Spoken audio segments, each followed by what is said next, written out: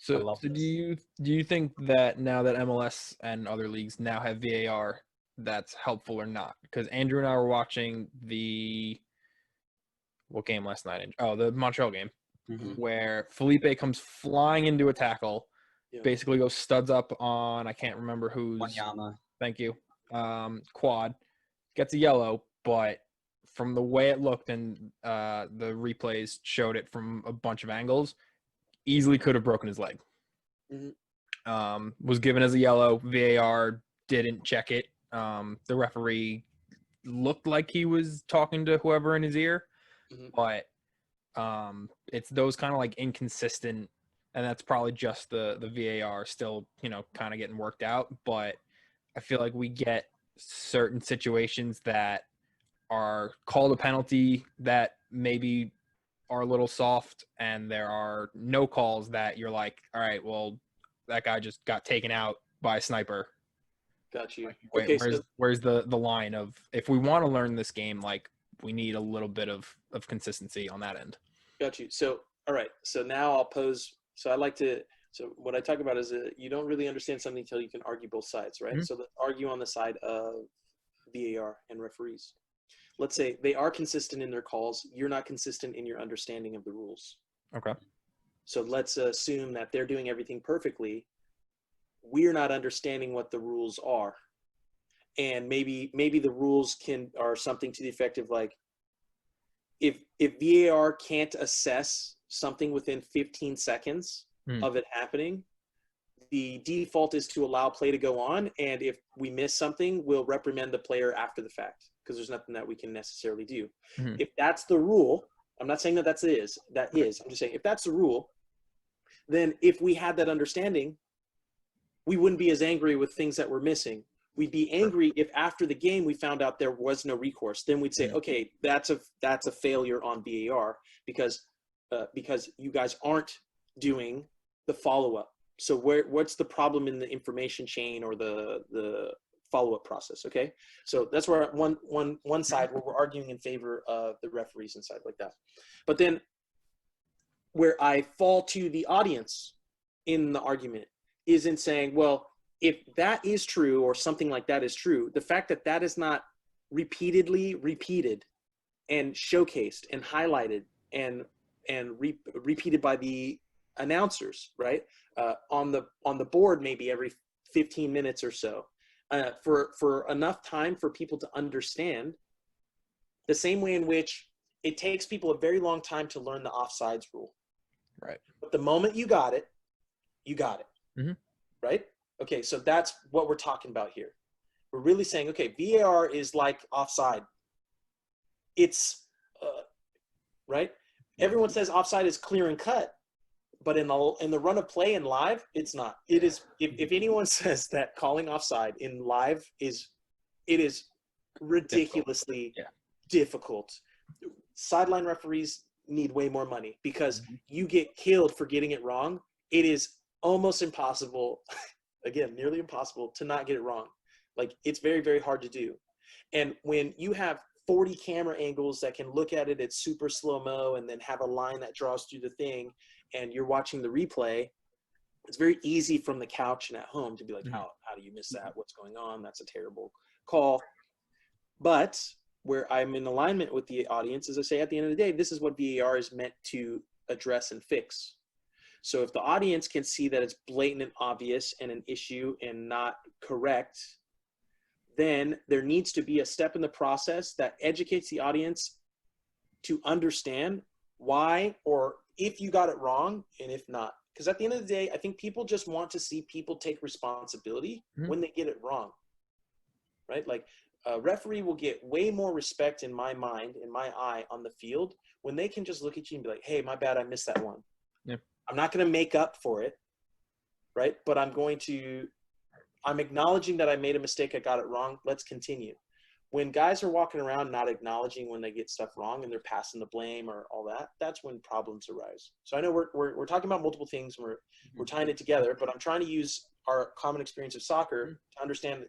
For me, I see it as that kind of problem, but one where people's VAR still hasn't even decided what the offside rule is yet. And I feel like they don't want to because they want to be able to. Here's another advantage, because I'm thinking in terms of all the problems, because there's a lot of problems there's a lot of issues that have to be addressed, right? Right. A problem that you can run into is if you tell people this is the rule and this is what happens, then you start going down that path, and then you see that rule doesn't account for all of the nuance and problems. Mm-hmm. Then when you update it and change it, everyone then gets angry. Whoa, why are you changing it? You already told us what it is. You guys, now we can't believe you. We can't trust what you're doing because we don't know if you're going to change it again in the future. So this is where the audience is very unreasonable. You guys want it perfect the first time, no mess ups, no issues, no problems. You don't want to pay for it. You want it to come right away. You want it to be perfect, and you want to blame them for every single time they get something wrong. But if you get something wrong, or there's something that doesn't go right on your side, you want all the forgiveness and understanding. Right. I said the offside stuff just bothers me when like you forgot to cut your toenails that day and they're drawing geometry lines, and as a striker I could imagine you'd be livid if you got called off for that.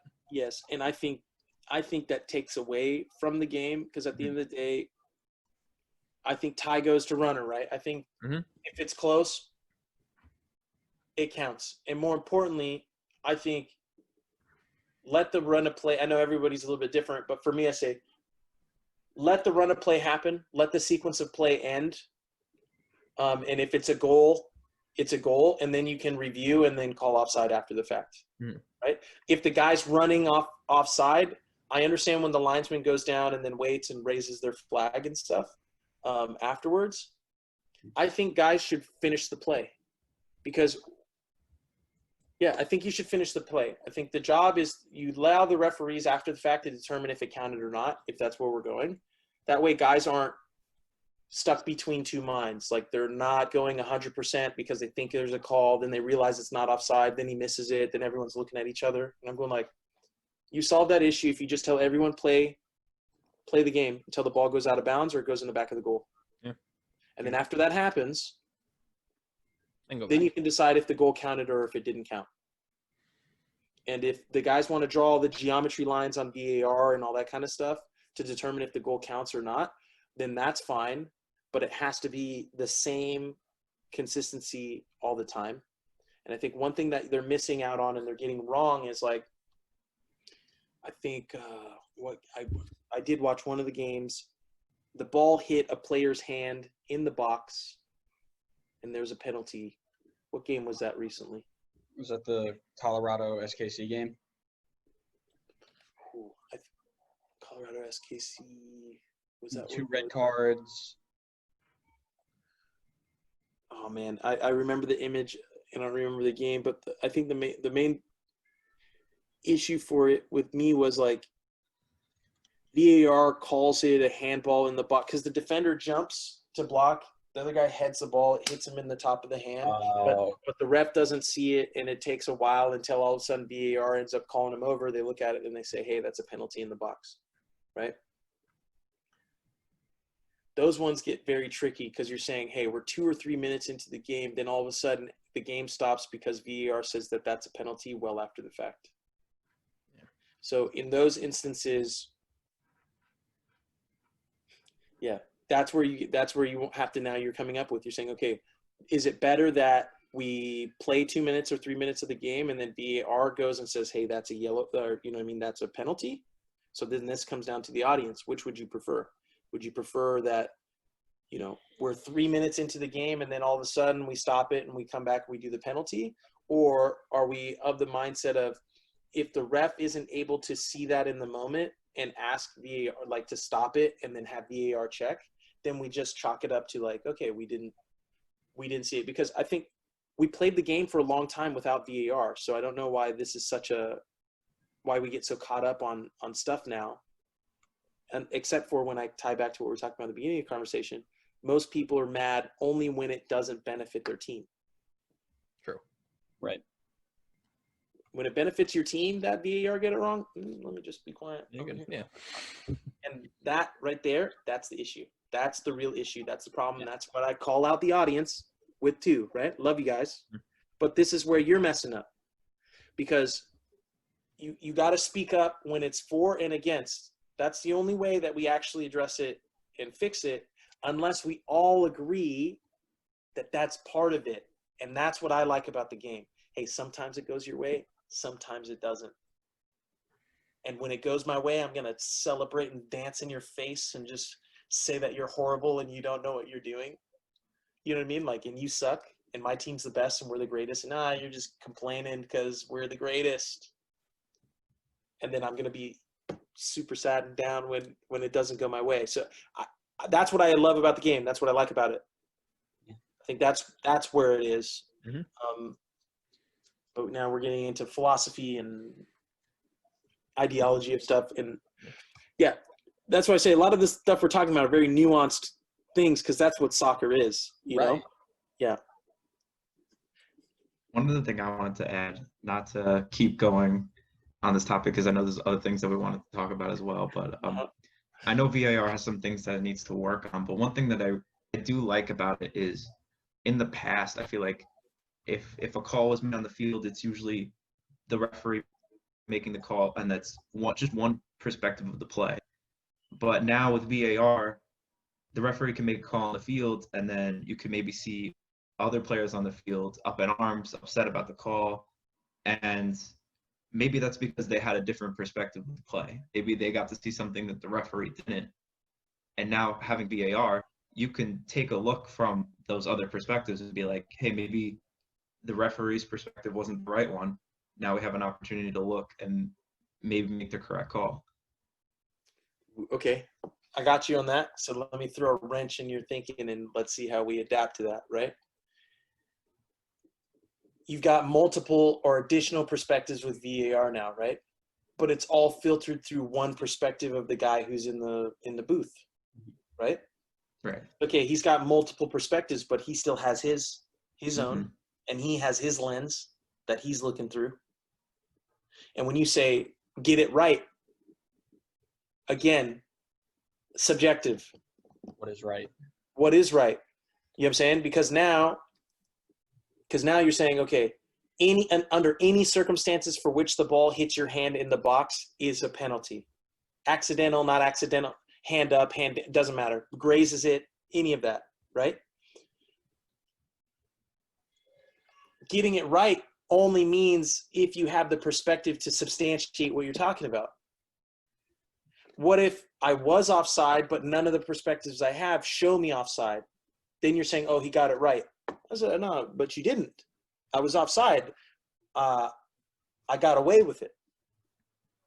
And nobody knows that I got away with it because we didn't have the perspective to show that I was offside, right? But then, 5 years from now, we might have new technology that you see they've even got that drone now. So maybe they'll even be able to have a drone literally tracking each guy on top of his head. And now, okay, so this is the point that I'm wanting to convey and make with it. I'm going like, okay, eventually, if it gets so strategic in this and that, and now it's robotic, there's no emotion to it. There's no chance. It's just statistical numbers, not models and data. It's not art anymore, right? But then that's also subjective because other people will say numbers and data and all that. That's artistic. You can do it in a certain degree and fashion to get there. So the main thing is saying, hey, the game is subjective. It changes. There's ebbs and there's flows. And we're trying to create the most equitable and fair game we can, while also enjoying it and understanding that it's entertainment. But at the end of the day, I think that's the focal point for me. It's entertainment. Your job is to entertain. And some people love perfect ticky-tack football. That entertains them. Others like characters on the field talking trash and getting in the heads of guys. One's your cup of tea, one's not. Right? Mm-hmm. So I understand the goal behind VAR and what it is it's trying to accomplish. But at the end of the day, no matter what, unless we're having the algorithms and whatever make the decision whether it's onside or off, there's still human error. There's still a human in it. And that's where I think the emotion lies in the process. So now it's just saying, like, at what point in time are we just going to appreciate what we have and cultivate that. But then, you know, at the end of the day, look at this conversation we get to have because of VAR. Sure. This is creating content for us. This is creating a job opportunity for us maybe in the future. So you're going to be mad that we're implementing these things? Well, look at this conversation we're having. The other people are going to maybe discover and find out about you because of a mistake that VAR made. Now they were disputing it, and now other people are learning more about the game. They're learning about VAR. They're learning about offside. They're learning about our brand, our history, the draft class, right, from 2009. It's a network. It's an ecosystem, and we're all connected. We're all in it together, and that's what I try to hopefully bring everybody's attention to here at the end of the day. Positive, negative, long runs, positive, you know, so, or progress.